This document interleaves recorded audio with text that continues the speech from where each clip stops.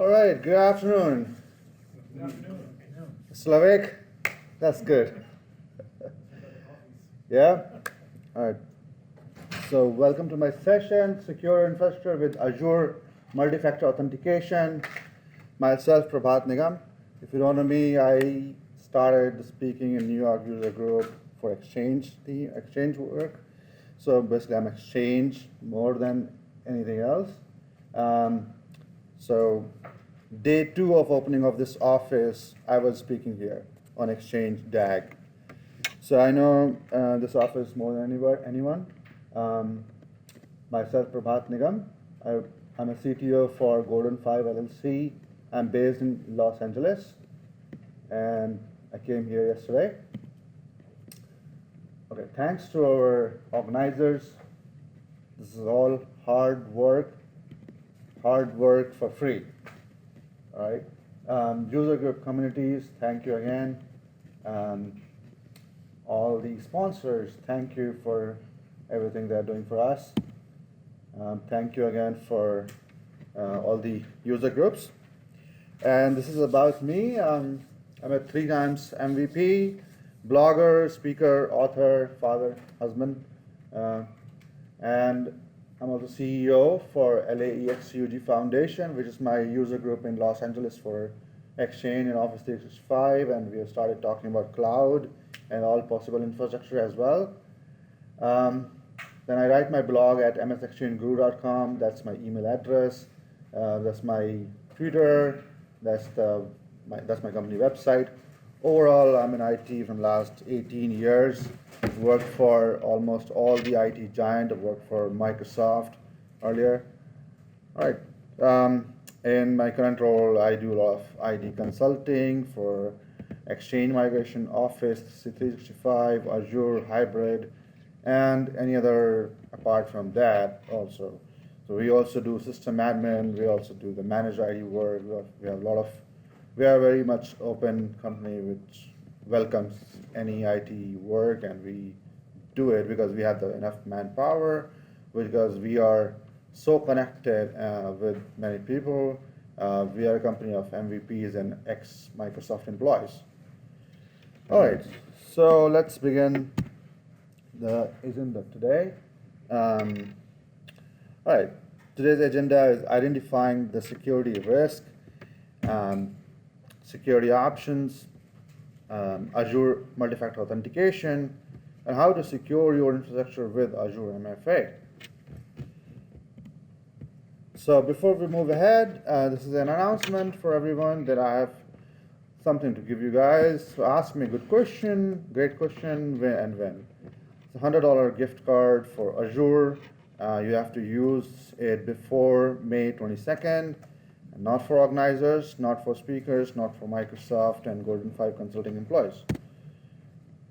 All right, so remember that and ask me a good question. Okay, moving ahead. So I collected some data from the security analysis done by Microsoft or the third parties. So they shared this data saying 160 million customer records were compromised, I think in 2016. Then 140 to 200 plus days between the infiltration and detection. So it takes a while when you identify you have been hacked. That's the situation when you are panicked, your data has been gone. So, but then you have to remember they entered in your network long back. Anybody is new to your organization, they don't know where is the data, how to access your data. It will take time for them to hack it off. So this is the time they took. Then 87% of senior managers admitted that they use personal accounts for work. So they replied from personal accounts as well. Then 50% year-over-year growth of electronic data is growing every year. Any year, we don't want to have the papers anymore because it grows, and many rooms, the receipts or bills or everything. Think about an organization. So all paperwork has to go. So electronic data is growing. Then ever evolving industry standards across this ever evolving industry standards. Recent cyber attacks. If we talk about cyber attacks and what happened was the 2016 year of hacks and attacks. My Doom virus attack, and 38.5 billion financial data or loss had happened. Then year 2016 witnessed frequent cyber attacks increasing 400% attacks. So the previous year maybe less, and then they increased to 400% of that. Then malware attacks nearly doubled, 8.19 billion. Oh my God, that's a huge figure.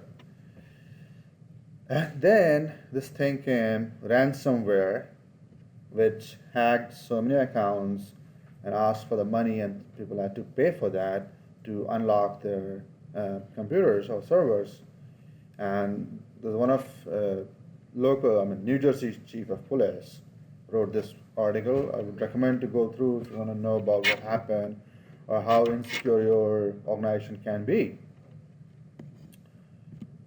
Okay, let's do a reality check of cyber attacks.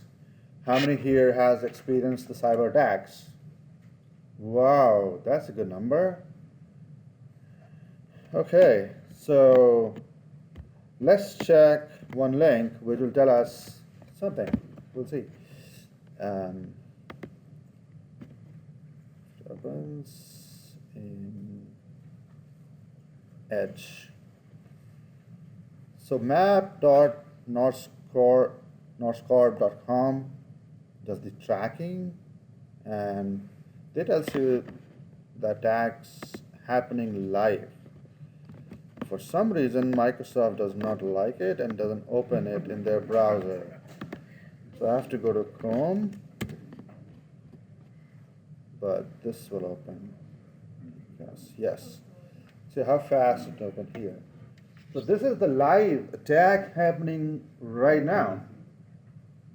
Look at that. This whole world. So who are attacking? You think there's somebody whom you don't know? Maybe you know somebody, your neighbor maybe. It's a job. For many people, it's a job. It's a daily job. They go to office to do this work every day. It's a job. Even those email which you see that comes, okay, I have $1 billion and I want to share, that's kind of attack. And because you're an IT person, you know it's an attack. You don't click anywhere, you just delete it. But there are many who click on it. But do you think the sender does not know that people knows that this is a spam or is a attack? They know that 99% will delete it on their first click, first instance they will see. But they also know that one person even if clicks on it, that's their scope. That's what they want. At least 1% should click it. Okay, so I just wanted to show you this, and you can keep this looking again and again. I'm just going to keep on changing who's getting tagged. And this is again showing here, maybe a very small character from there. It's showing which kind of attack type is here, which city, and where the attacker geography is here, attacker's IP is here. So if you start grabbing this data, maybe they have a product, maybe you can buy that and you can use that also. All right. Let's move back to the slide. That was the wake-up call. Sure. Okay. All right. So, how many of you are using multi-factor authentication today? Oh, that's good. That's good, people. But are you using it on-premise multi-factor authentication or just cloud? On the cloud. Okay. So what we're going to talk is, on the cloud, MFA is fairly simple. You click a button and done. You have MFA configured on your phone. You get the prompt. You log into cloud application, and it works. But what we're going to talk about is the Azure MFA in on-premise, which can eliminate the licenses for VPN or anything else you can think about, whereas you need a direct access. So if we implement that, even if they have a password, even if they have my VPN password or any other password, they can't log in. MFA is one great thing. So security options other than MFA, because some organization might think we don't want that, we're safe, we use very large password, we can do that, just test that. So the options are very limited. No internet, you can go without internet. Don't use the internet with your important servers. Never ever connect to internet. Copy to USB and then use it in your internet connected machine, but don't connect to your servers. That's one option, but no one's going to use it, which you and me know. Other option is DMZ. Maybe you can have the demilitarized zone and try to think that you might be secure, but you're not secure because hackers can come through any power port as well.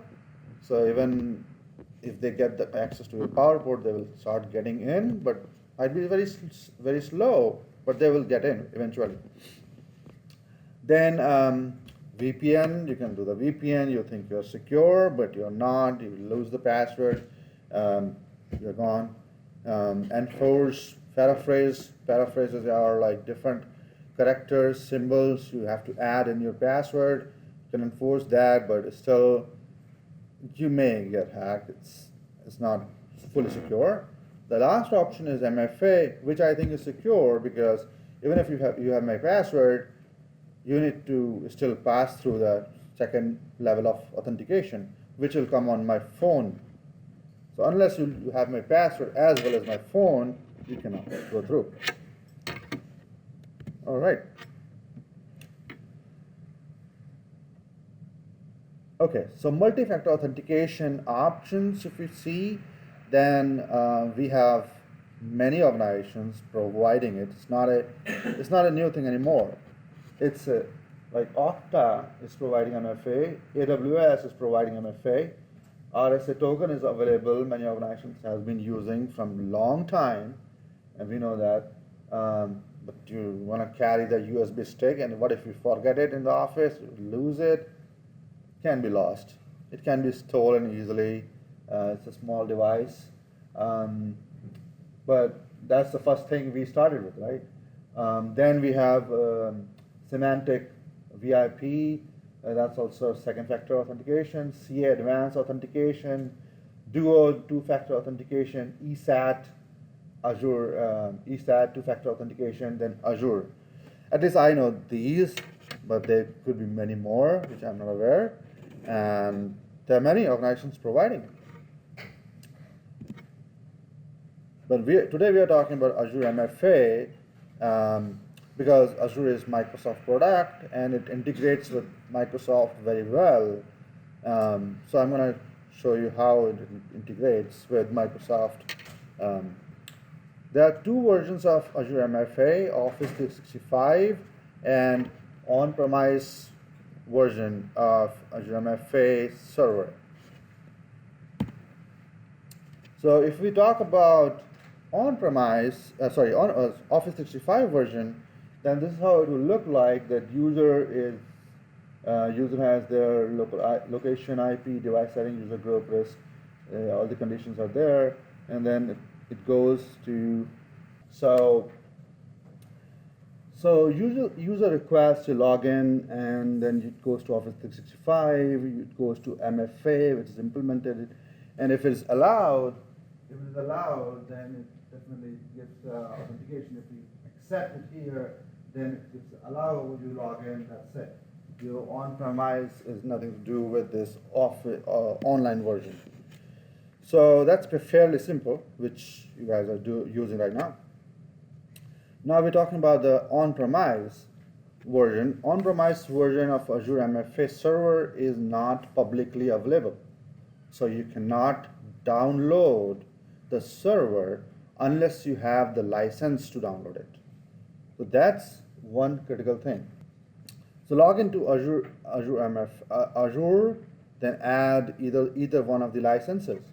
So you have to have Azure Multi-Factor Authentication, or you have to have Azure Active Directory Premium, or Enterprise Mobility Suite, or Enterprise Cloud Suite.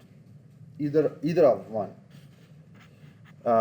Once you add that license, then you expand Active Directory, clicked on Configure, browse down to Multi-Factor Authentication, and clicked on Manage Service Settings. Here, you will see that this in the page. Once you do that, then you will get to the new page where you have to click on Go to Portal, and once you are there, then you have to click on Downloads, which is like this symbol. Once you go to Downloads, then you'll get to download. So I had to add this slide because it's not that easy to find.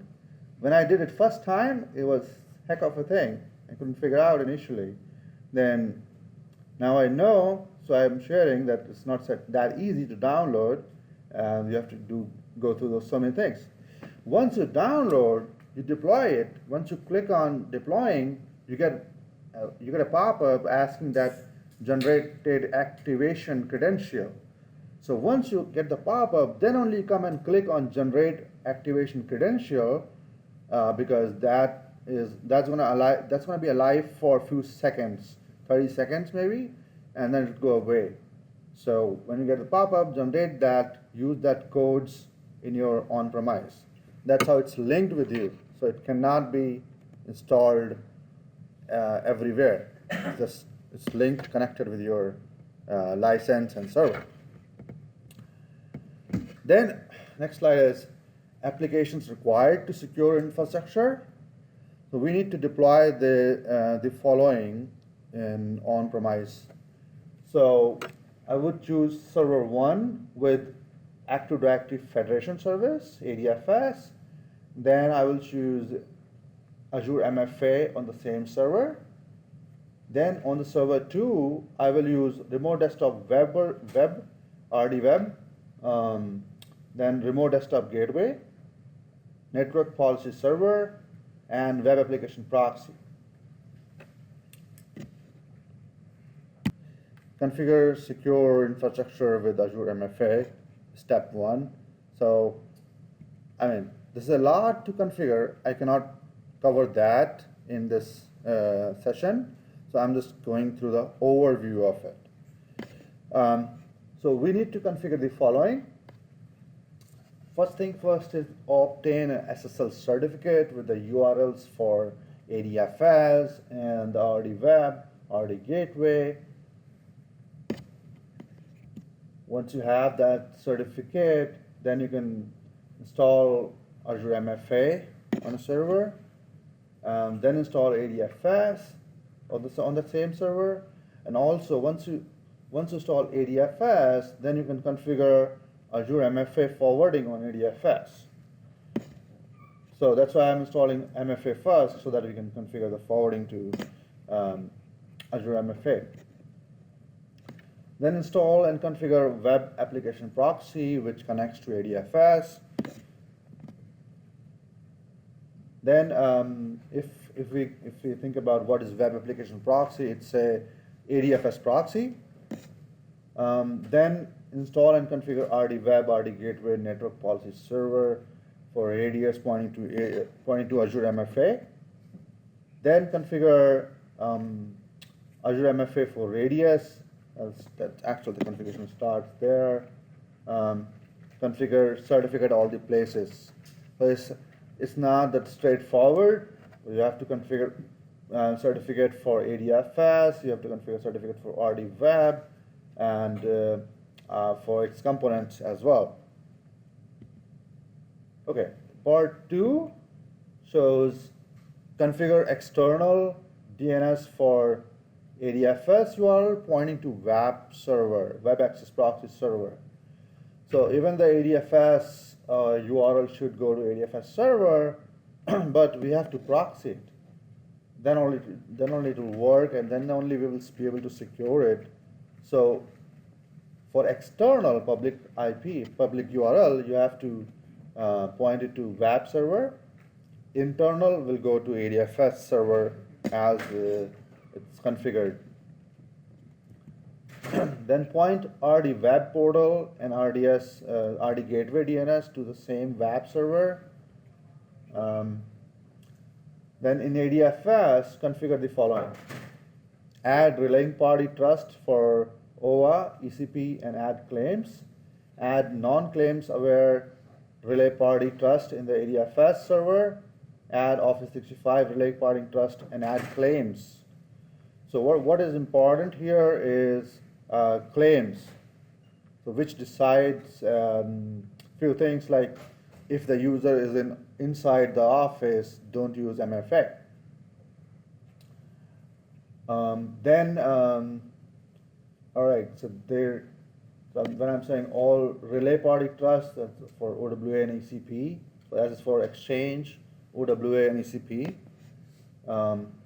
Then configure web access proxy for all the external URLs except OWA and ECP, because Exchange has its own configuration for Azure MFA. So that we have to do later. That's the next step. Configure Exchange server for Azure MFA. Configure application for RDWeb portal page. So this was the whole configuration we require, and I think I covered everything in 6 blogs, which I'll share later. So this is the architecture it will look like for Azure MFA server for on-premise. So these are your users. They are connecting to web server, web access proxy. They're browsing the URL, or even if they are opening the RDP session, they are going here on this server. Then this server is forwarding the request. So remember, this server has 2 things: web access proxy, and also has the RD gateway and RDWeb. So web access proxy can proxy only the URLs. If anything other than URL, to go to RD gateway, basically other than URL will be your RDP connection. That will go to RD gateway. So user connects, it comes to ADFS. Then ADFS does the authentication with AD. I'm sorry, it's not showing. It's active domain controller. That comes to AD authenticates, and then it sends the MFA to Azure MFA. Then Azure MFA initiates the session, and session goes to Office 365 Azure so that it can send you the message on your phone and validate it. Once you accept on your phone, which is here, it's coming from here to phone, then it goes back as allow. It gives you allow, Azure MFA, it returns back to the user desktop. That's the whole process. Sure. Is this act when you do on-premise, is this in a hybrid environment, or is this like if you've got an on-premise environment and you kind of confused? Yeah, this is on-premise environment, but you need Azure subscription to log in and get the Azure MFA server and use it. You don't have to have anything in Azure in Office 365 except that server's token. So what I'm saying is on-premise, you're going to replace your single sign-on with a No. multi-factor. No, single sign-on is going to be there, but I'll come back to you. But single sign-on will be there, but you are doing MFA as well. So once you log in, then that's the second step to get into your hybrid environment. Yes. So you don't have to be in hybrid. We are just implementing ADFS. That is for single sign-on. Yes, you can use it with hybrid, but it's not so required because we are talking about on-premise. So on-premise, if you have Exchange on-prem, if you have RDP, which user do, and currently, let's give an example. If your current user are logging into the network using VPN, and then they use the RDP and log in and fix the server or any desktop, I do that every day. Then you don't have to use the VPN anymore once you implement the solution. So, but what you need on the Azure side is the login, and that one of the license. You don't have to have the identities there. They are just doing the MFA token authentication. The answer? Okay. All the steps that you went through, that's for on-premise, right? That's not for Yes. Azure. Okay. But you still need the Azure subscription, a license, login. Good. But if you're just doing the cloud, then none of this is needed. Yeah, this is not for cloud session. That's just one click. Right. You know, Yeah, that's what just go there, click, and that's it. So that's irrelevant. Anybody is doing the session to enable that. Yeah. No, but I guess the question that I'm curious about, in theory, if you want to leverage Azure MFA in the hosted solution, but you have all on-prem equipment, Yes. that scenario is possible. Yes. But you need the Azure subscription for authentication with Azure token. Sure, but then you don't need to deploy all this MFA server locally. Yeah, you do.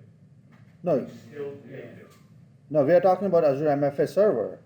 If you are all on-prem, you need Azure MFA server to do that Oh, multi-factor. I was hoping you could have on-prem everything, but instead of doing on-prem MFA, you just leverage the hosted. No, Azure this is MFA. for on-prem. If you have, let's say, I don't mean to take your thing here, I'm sorry. Maybe later. No, but I'm just trying to have a better understanding, Yeah. that's why the two of us are So confused. think through a login scenario, right? So you're a user on a mobile device, or you're logging in from a PC, you're hitting your ADFS flat.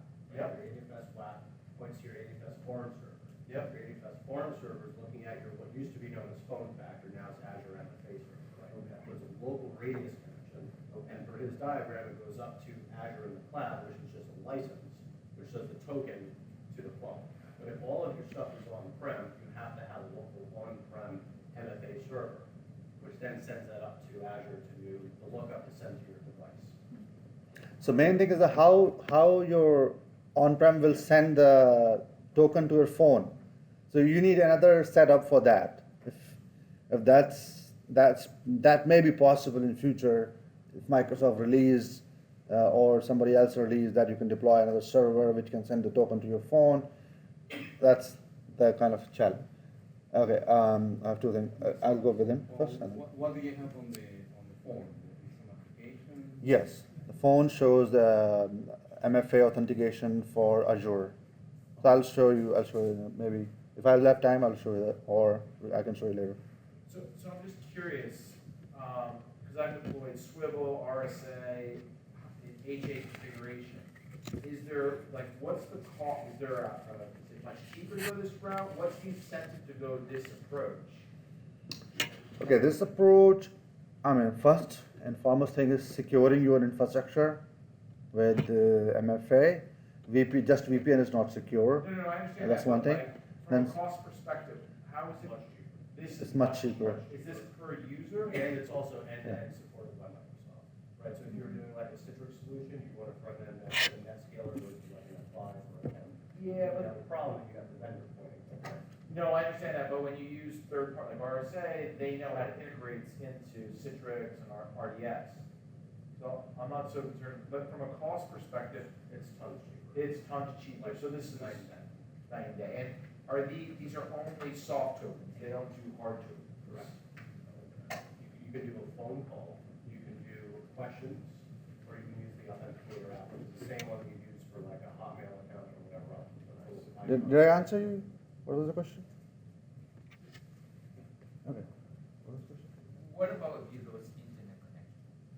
So if your local user can still sign on, there's no way for you to go up to the cloud to verify that token, right? So user is coming from internet, coming to your server. What about your local user? Okay, local users don't need MFA. We can ignore that. Yeah, I think If you're in the office- Tell them to disregard it. So you think that the MFA is only for remote use, not for local sign-on? You don't need that. If you're in the office, you're already insecure. You can enable, you can keep that enabled. By default, config is enabled. You can bypass that with a claim. So when you're in the office, it will not. Because my customers in the office, we do that also because, get away from having changing password and everything, Okay, so even if you're in office, this is irrelevant to see that this is the internet. This can be internet or inside office, this connection. You have to come to this spot. Once you are here, everything's gonna work same way. But you still have a piece that you need to verify from the. This is for Azure MFA server. This should be connected to internet, and then it should be able to authenticate. And definitely your phone has to be connected to get the MFA prompt on your phone. Because there's other two-form authentication process or vendors that if you lost an internet connection, the local people can still sign on locally and just disable that multi-form authentication. Where do they get the token? Where do you get the pop-up or saying? I don't know, the application just bypassing it, not using it if they don't have an internet connection. For local use. Yeah, that's what I'm saying, that we can configure to bypass MFA for local users. So everybody in the office, in the LAN, we can bypass, but if you want, we can enable. If there's a user who has no phone, it's not configured, it's not enabled. This guy is not enabled for MFA. That's not my question, but we'll talk about it. Okay, all right. So, good question, by the way. Ben, are we good? Yes. Okay. I mean, I'd like to know specific pricing, but we can talk about that. I don't know if that is an interest. You can just log into. No, I'm Azure. just curious, it's That's- licensed purely per user, so it's Yeah. like what, a couple bucks per user? Yeah, Three, four, per month.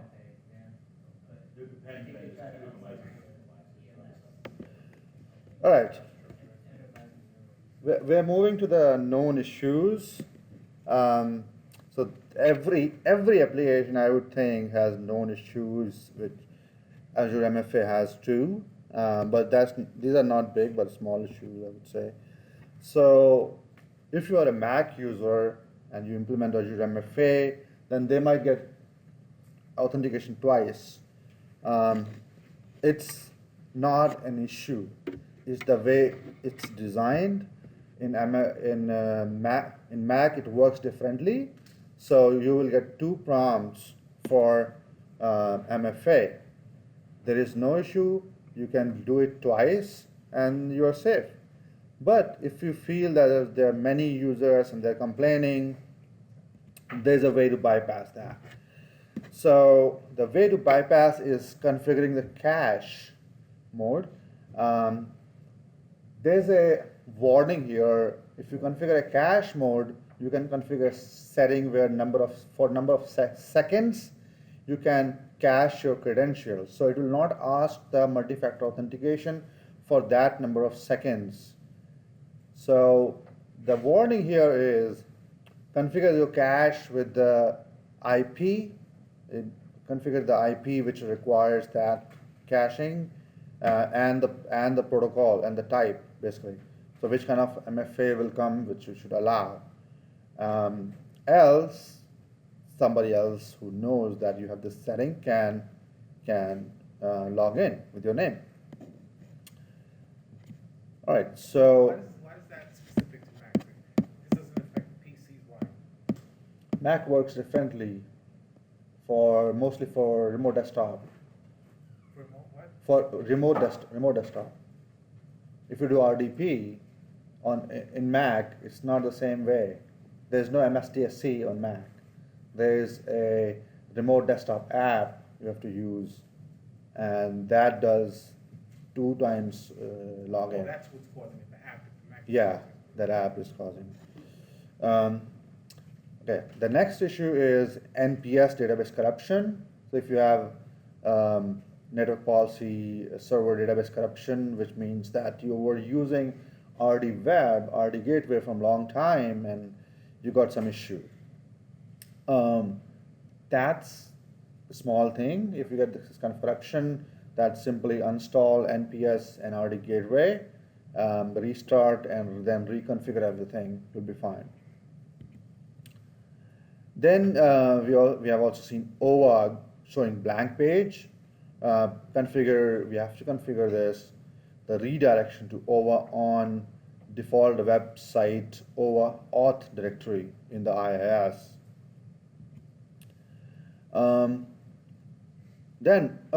This issue came when we did the second server deployment in Cross Forest, which works, but we were unable to connect to master MFA server.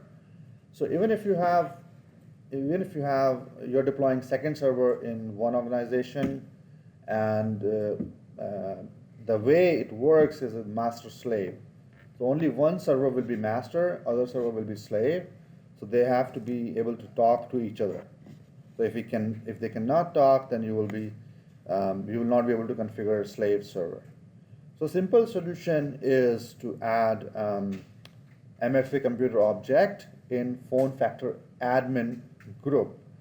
This group will be created when MFA server will be deployed. So if you are in a Cross Forest and you are trying to configure master and slave, what you have to remember is you will have to do some modification. I think I have a blog for this, but what you have to do is you have to add your MFA computer object in a global group, and you have to add the global group in the Phonefactor admins group. And I think you have to change the property of Phonefactor admin group from global group to the domain local group to add that global group. So this is Active Directory thing. If you are administrator in Active Directory, you know how to add the Cross Forest group, then only it will work. If you add otherwise, you might be able to see it, but it will not work. So that's important. Okay, the next issue we have seen is unable to open application on non-IE browsers. So why IE is different from other browsers? Because IE has an extension, or you can say add-in, for MFA, which adds itself, and it does not give you any issue. Whereas this issue we got when we did the wrong configuration in a command, in a fine-tuning command which we ran for set RD session collection configuration. So the simple solution was to correct the parameter, but it's not so or well known. Even we opened a Microsoft ticket, and Microsoft team couldn't identify why we were getting this issue. But one day I was lucky enough to verify my setting, and I found that the configuration command was run wrong, so I corrected and it fixed the issue. Okay, then other issue is with thin PCs. If you have thin PC, then you will get a certificate pop-up. If you get a certificate pop-up, it's because thin PC can't read or deploy the certificate. You have to add certificate's thumbprint, basically thumbprint. So because you have to add the certificate's thumbprint using group policy object. You cannot add it. You cannot add it in the registry. You have to add it through the group policy. All right. So today's takeaways are reason to secure infrastructure, because so many attacks are happening. You want to be secure, safe. Ways to secure your infrastructure. How can we use Azure MFA to secure whole infrastructure?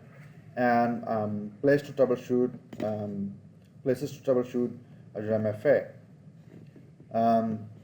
So in the places to troubleshoot MFA is basically a log file it generates in the Azure MFA directory. So you have to see that. Okay, these are my references. These are my blogs. Most of them are, first one is talking about how to download Azure MFA. Second and third are Azure MFA configuration. Third fourth and fifth are remote desktop configuration, and then last two are how to use WAP for Azure MFA. All right, I'm going to try, I'm not sure if I have it configured. I'm going to try one of my customers' portal as a demo. Okay, never mind. I didn't get it. The connection.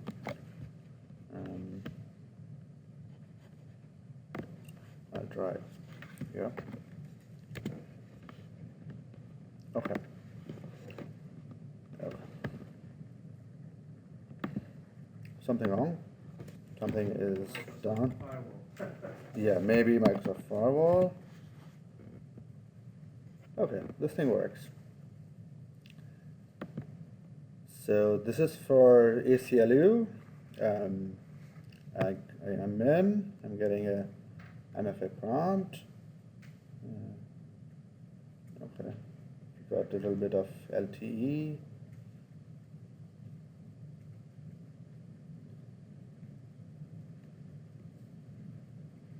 Just so it's clear to everyone, all the slide decks across all the sessions, tracks are gonna get posted on the website. So hopefully next week, that'll all get posted.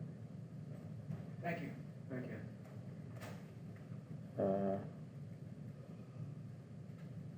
Where'd it go?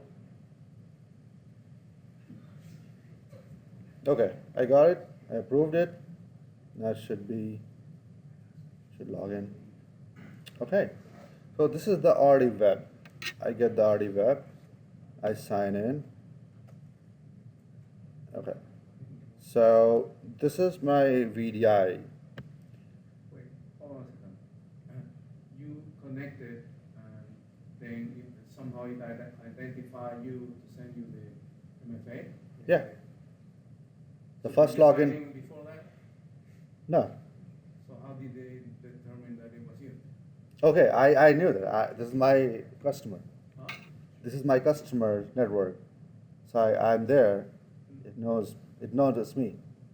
And He's already authenticated because he's a customer, that's his client. He didn't sign it. He signed in already. yeah, I signed in before. I'm set up already. Okay. You have to set up a little bit. Oh, okay. Okay. So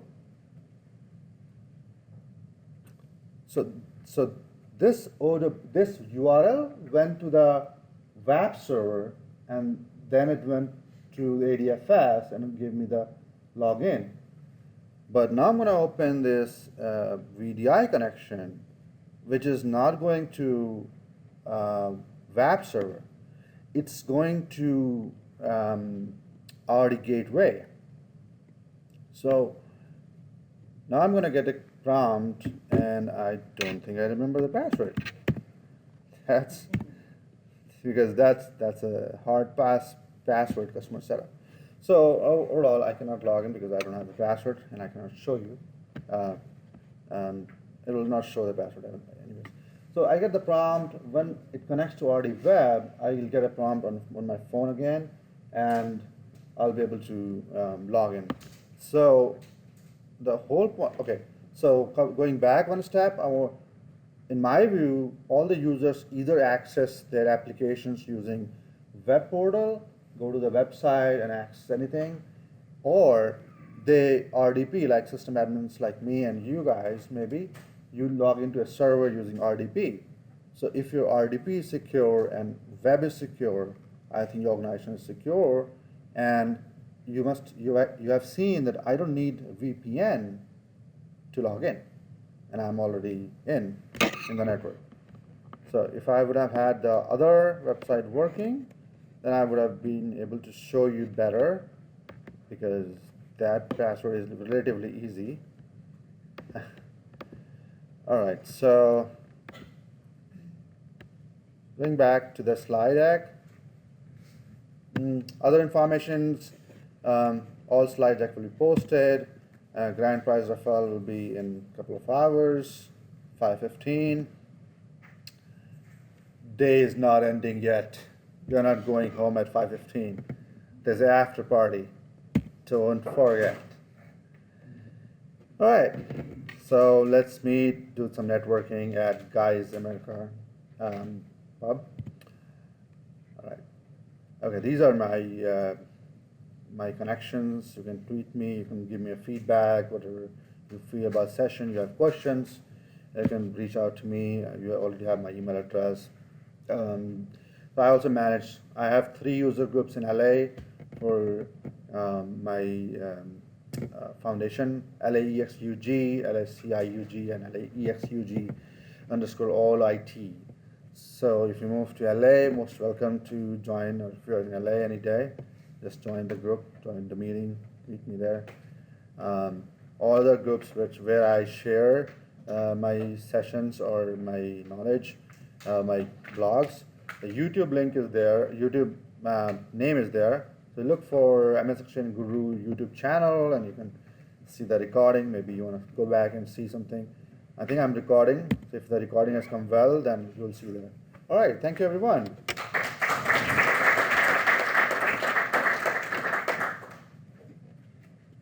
I hope I have your language is there. If not, then I'm sorry.